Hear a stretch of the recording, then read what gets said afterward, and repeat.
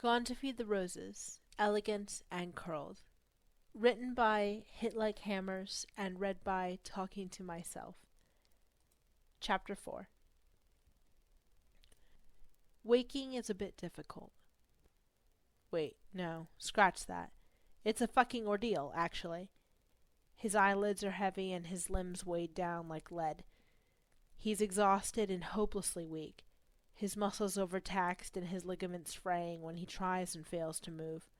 He retreats from the challenge, ponders crawling back into the dark for a spell, but then he hears it, trailing and slow, subtle, that deep rumble that catches up in the squeeze of his heart, twists in the semi-lunar valves and vibrates, trills before systole, before it rushes through him and sears outward from the chest to the limbs, head to toe.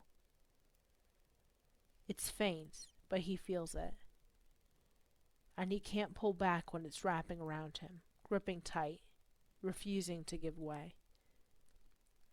"I'm sorry," it whispers, trembles. "John, please, And then it fades off, but the burn's still there, livid in John's blood. "Forgive me," it comes again, and John exhales, feels his eyelashes fluttering, feels his throat scratch as he tries to lower his jaw, tries to open his mouth. As he makes the attempt to take in air between his lips and stretch his vocal cords against the haze of intravenous painkillers, and quite possibly sedatives, if John's properly recognizing the cottony feeling in his head and behind his tongue. "Forgive me, John." And John's close to the surface now, nearing the precipice. He can feel the weight of a hand in his, of rough fingers pressing, stroking ever so slightly against the veins of his wrist. Tracing bone, and John feels something shiver at the center of him, fault lines drawn from the clavicle across the sternum, all the way down. His eyes open of their own accord. They have to see, have to place the final piece and make sense, make certain it wasn't all a dream, a delusion. They need to make sure of everything. He has to separate fact from fiction once and for all and breathe again like he's meant to, like he relishes life rather than tolerates it, or worse, resents. It takes a moment for him to focus, but then there's the hair, the eyes, hooded, downturned, and a bit red-rimmed, but the right color, and the cheekbones, at just the right angle as they catch the lights, and the jaw that tightens, that shifts the orientation of that face in small ways that no one would notice, save John. And then there's the man, the whole of him, and Sherlock. He is warm, he's soft and pliant where his hand wraps around John's palm, and John forgot what the world looked like right side up before this moment, when everything shifts suddenly into its proper place and steals the air from John's lungs, leaves him gasping for half a second that alerts Sherlock to his waking. Sherlock's own breath catches when he notices the change, when he registers John's conscious presence, a bit belatedly. It takes him a moment. His whole demeanor is distracted, off-kilter, and he looks lost, so far adrift that John lets fear reign for a moment, terror at things he can't name, that swim in that distant gaze. "John," Sherlock finally exhales, coming back, with John's name breathy on his lips in a way that John's never heard before, and Sherlock deflates, every part of him unwinding until he slumps, the hand holding onto John clutching minutely while the free hand stutters in midair before it stills, drops, and Sherlock looks away. "John." He tries once more, clears his throat and it comes out deeper, stronger, more recognizable, but it's a sham, like a boy putting on his father's suit and trying to fool his friends. Sherlock's eyes are shivering back and forth, trying too hard to narrow, hypothermic in their sockets as his fingers remain on John's wrist, glued to the pulse point. John notices Sherlock blinking in time with his own pulse, resonant in John's bones, in his marrow with the pressure of Sherlock's fingers wrapped around the pump of his blood. He raises an eyebrow in askance. "Just making sure," Sherlock confesses, defensive, unsteady, but his grasp doesn't waver, and that stirs something in John that he thought, that he'd feared might have truly died on that pavement in that fall 6 months before. John nods, inclines his head just a tad, pleased to note that the moment doesn't cause him any disorientation as he curls his own fingers down toward the heel of Sherlock's palm, stretching the pads of his fingertips to measure a twin beat beneath that soft, warm, pale wrist. Sherlock's living flesh. "Me too," John says, his voice rough but firm, full to the brim with feeling, choked with it. He watches Sherlock, whose eyes slide closed for a long moment before they snap back open, reckless, desperate, aching as they fix on John, too wild to be seeing anything of consequence, too vivid a blue for John to stare into without the urge to flinch, but he won't. He can't. There's nothing for it. In the moment, in the now, that blue and the pulse racing, singing under his fingertips. That blue and beat are all there is. "How are you here?" Sherlock sounds a bit like the men John remembers from the battlefield. The ones who were dying, delusional from blood loss. The ones who survived, but were too broken to believe. "Did you really think I wouldn't pick up a few tricks from you along the way?" John teases gently. Wants to put warmth back into those eyes. Wants to see them dance. Wants to let the life in them erase all the nights John spent with that soulless gaze on the concrete staring up at him, relentless. John wants, needs, those lifeless eyes to be gone. And John gets life, all right, but not the kind he craves. Sherlock's eyes frown, fade, withdraw, and his expression drops, and the blue turns bright, fluorescent, and John recognizes the tremor when he sees it, when he feels it clasped to his arm like a lifeline, a prayer carved in skin, and Sherlock clings to him like the world's ending, and John knows that feeling well, but he can't quite comprehend where Sherlock might have crossed its path. "No, Sherlock tears out, the sound jagged like it left half of itself behind in the wrenching. "John." And he trails off, can't find his mooring, and John can't bear it, so he clutches tighter to Sherlock's hand, draws it closer, palm to palm, and threads their fingers together. Sherlock's neck turns, head jerks, willing away something sinister and false in the ether before he focuses on John, gaze needy, asking, filled with longing and a childlike hope. "What is it?" John urges him, gently, knows there's something he's missing, knows now that he needs the pieces if he's going to make any more broken things into wholes. Sherlock gropes, reaches for something behind him, in the pocket of his coat where it hangs askew on the chair he's folded into, but he doesn't break John's gaze.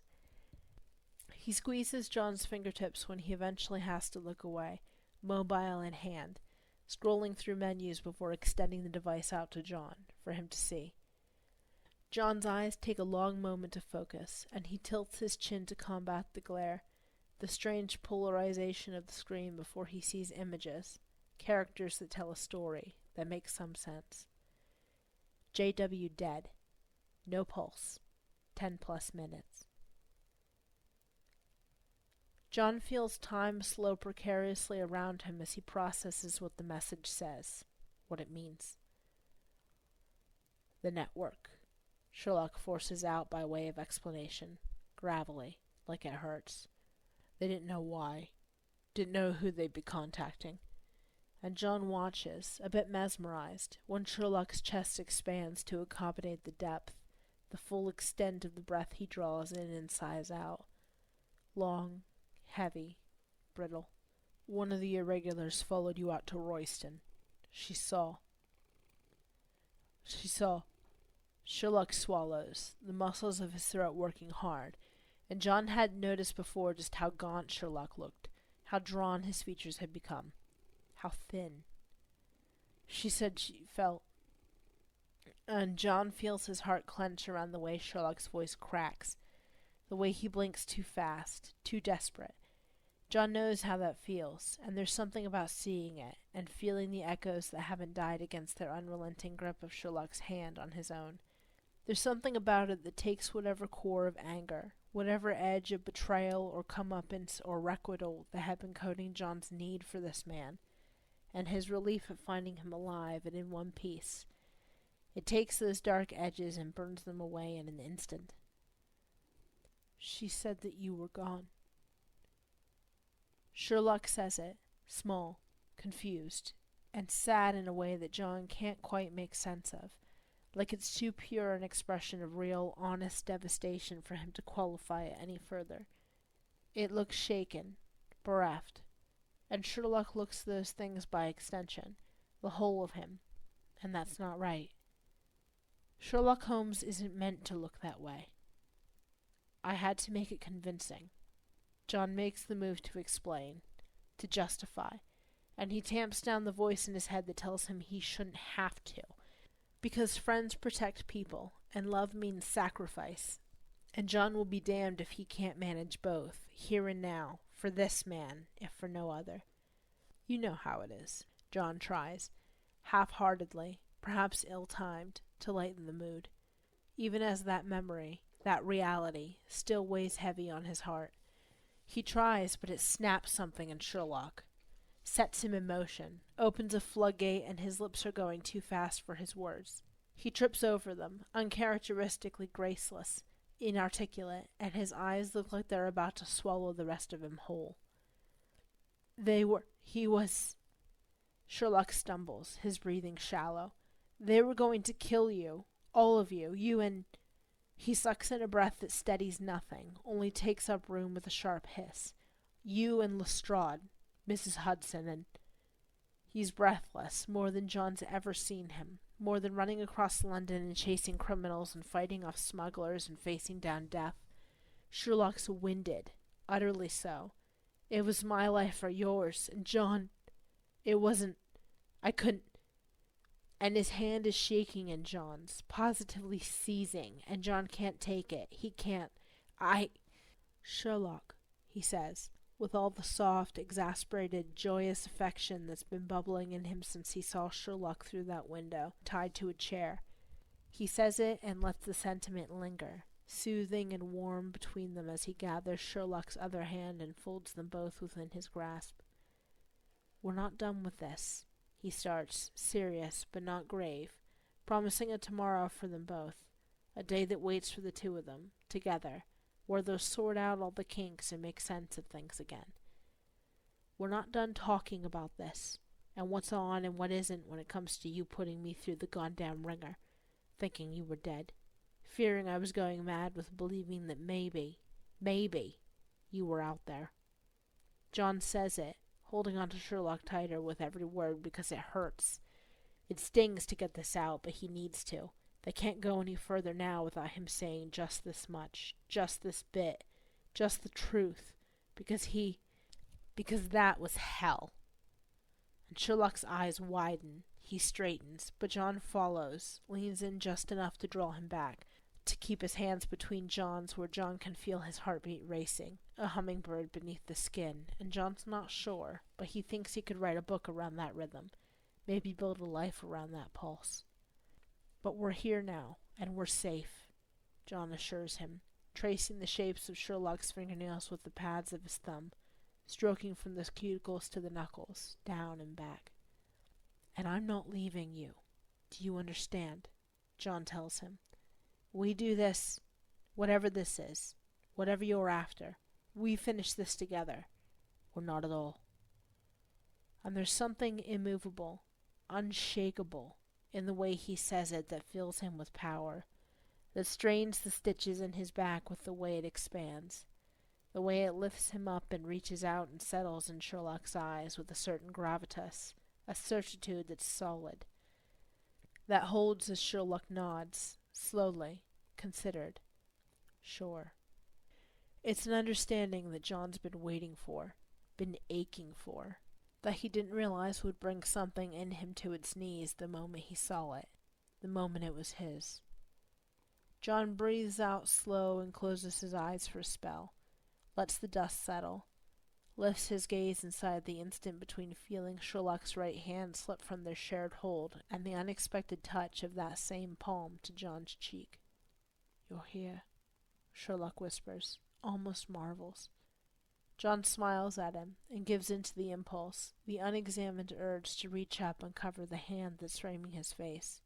And not a moment too soon, from the looks of things, John tells him, the grin clear in his voice. You shouldn't have tried to leave me behind, you know. He leans forward, a fault of gravity, but before he can correct it, Sherlock meets him halfway, hesitant for the lost half of a second, before he rests his forehead lightly against John's. I'm the brains of these operations, after all, John breathes out, feels the heat condense and cool between their mouths, and Sherlock doesn't smile, not exactly, but he looks lighter somehow. His lips form the shape that follows a long, contented sigh, and John thinks he'll take that. Thinks he'd take that any day. You're alive. And you're here, Sherlock says again, voice still scarce, eyes closed. Repetition, John chides him fondly. That's dull, isn't it? Irritating. Sherlock's lips quirk upward, and his breath is warm on John's cheek when he answers. Some things are worth saying twice. John smiles and lets himself enjoy the stillness for a moment. Lets himself revel in the breath of lungs that he'd feared were damned to dust beneath his feet. It's a sensation, a revelation that John doesn't think he deserves. It's too bright, too aching and brilliant and painful and perfect. And he's only a doctor, a soldier. He's just a man who is too goddamn stubborn to accept a loss. In an instant, unexpected, he's overwhelmed by all of it, by everything, by the devastation and the resolve, the journey and the destination, by everything and nothing. And he can't help the laughter that bursts from him, effervescent and badly timed, but honest and full and grateful like nothing else in the cosmos. Like nothing could ever dream of being outside of this one miracle that belonged to John Watson, that his and his alone at which to wonder. What? Sherlock asks, and John glances up to see the question, the first buds of hurt in those eyes, and it's then that he reaches up himself and frames Sherlock's cheek, lilts his fingertips across those fucking cheekbones, and smiles all the wider. Nothing. John shakes his head, truly overcome. I only realized I paid that coroner a boatload to keep things quiet, to keep anyone who came poking around well occupied. He looks at Sherlock's phone and breathes out one last chuckle, crime scene giggles coming at him once again. A lot of good that did. Sherlock sobers, and John knows he's the cause, but he's not sorry. He's not sorry that he's got this back, that he has this, and that there's life again in the once broken body. Sherlock's, yes, but John's as well. He won't apologize for relishing that to the full, however it comes out, whenever it strikes. He'll never apologize for this. John, Sherlock says, slowly, meeting John's eyes and then glancing away, impossibly timid. He takes John's hand from his cheek and gathers the other, both of John's in his single palm, and he holds them, reverent, before continuing on. John, if... He licks his lips, and John watches the motion of his tongue, its retreat back behind his teeth. If this is what you... Sherlock shakes his head, meets John's eyes and tears them away, stares at their hands together. These past months, of this... Sherlock draws in a breath again, halting and unsteady, and his next words, they're pitched all wrong, keening, on the brink of something treacherous and deep. Then I'm... Shh. John cuts him off, catches his eyes and makes them stay, lets himself open to the storm in them, the storm in Sherlock, that is Sherlock Holmes and always was. For all that he wanted to hide it, for all that he tried to deny, the cyclone that's all feeling and no restraint, the place where he's splintered and can't patch the break alone. And John holds. They hold and Sherlock settles, calms, and the lines in his palms press at wrong angles against John's skin, and it's all right. It's fine. It's all fucking fine, and it always was. And John believed, goddammit. John believed. And they're close. They're so close, and it's fine. It's fine to feel Sherlock's breath on his skin, the shiver when he exhales. It's fine that John's heart is pounding so fiercely that it moves him, shudders through him so as to bring them closer, tightening their orbit, strengthening the magnetic pull between them as they look and they breathe and they exist there, together, alive. It's so fucking fine, it's uncanny. And it'll be fine. John believes that more than anything else when Sherlock's lips meet his. When they connect and collide, when the world lights up in color, they'll be fine. More than fine, even, maybe. Together, though, like this, they can't possibly be anything less. This has been an audiofic recording of Gone to Feed the Roses, Elegant and Curled, by Hit Like Hammers. This is one of my favorite Sherlock fics, and I was thrilled that Hit Like Hammers gave me permission to turn it into an audiofic. If you enjoyed the story, please remember to pop on over to their profile and post a review. You can find the link on the main page for my story.